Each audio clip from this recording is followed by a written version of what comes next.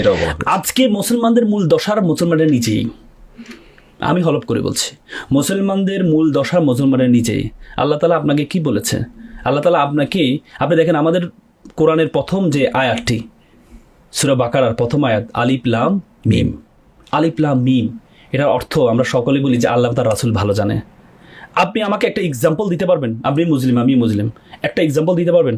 আল্লাহ রাসূলের সময় এই কোরআন যখন আসছিল, তখন কোনো সাহাবা, কোনো কাফের আল্লাহ রাসূলকে প্রশ্ন করেছে, সে তো আল্লাহ তার রাসূলকে বিশ্বাস করে না, রাইট? প্রশ্ন করেছে আলিফ লাম মিম, এটা কি শব্দ নিয়ে আসছো? মানে আপনি যদি বলেন যে না, তখন বলেছে যে আল্লাহ তার রাসূল ভালো, তারা কি আল্লাহ রাসূলকে বিশ্বাস করে?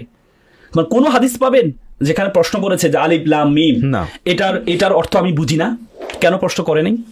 তারা কি মেনে নিয়েছিল? তারা কি মেনে নিয়েছিল? না। কোরআন আসে হচ্ছে তখন সাহিত্যের উৎকৃষ্টতা সাধন ছিল, সর্বোচ্চ ছিল সাহিত্য।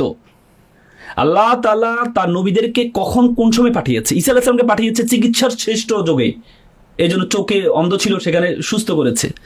মুসা আলাইহিস সালামকে পাঠিয়েছে তখন জাদুবিদ্যা ছিল ভয়ঙ্কর, সবচেয়ে উপরে, তখন মুসা আলাইহিস সালামকে পাঠিয়েছে জাদু দিয়ে, লাঠি দিয়ে এই হয়ে গিয়েছে। আল্লাহ রাসূলকে যখন পাঠিয়েছে তখন ছিল সাহিত্যের যুগ। তখনকার যারা সাহিত্যিক ছিল, আমিরুশ শুআরা, কবিদের সেরা ছিল, তাদের কবিতা শুরুতে কিছু শব্দ ব্যবহার করত, যে শব্দগুলো দিয়ে তার বংশ পরম্পরা সেই বুঝাইতো। যে কবিতা শুরুতে শব্দগুলো থাকতো, ওই কবিতাকে বলা হতো যুগের শ্রেষ্ঠ কবিতা। আমাদের সনেটের মতো, সনেট কিন্তু সবাই তৈরি করতে পারে না, 14 তার মানে তখনকার যে কবিতাগুলো শুরুতে আলিফ লাম মিম, আলিফ লাম র ছিল, তখন যে কবিতারা লিখেছে তাদেরকে সেরা কবি, আমিরুশ শুআরা বলা হতো।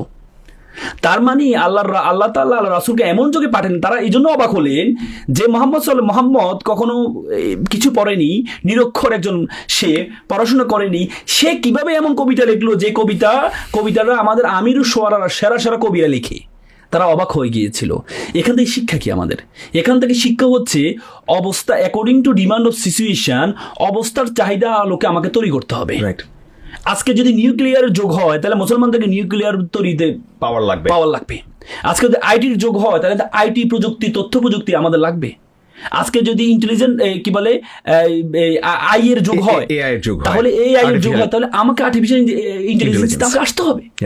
তার মানে মুসলমানরা আজকে দোয়াল্লিন পড়বো নাকি জোয়াল্লিন পড়বো, মুনাজাত আগে ধরবো নাকি পরে ধরবো, হ্যাঁ নাভির উপর ধরবো নাকি উপরে ধরবো, এটার জন্য কি মুসলমানদেরকে পাঠিয়েছে? না। কোরআনের প্রথম শিক্ষা হচ্ছে তোমাকে অবস্থার চাহিদার আলোকে তোমাকে সেরা হইতে হবে।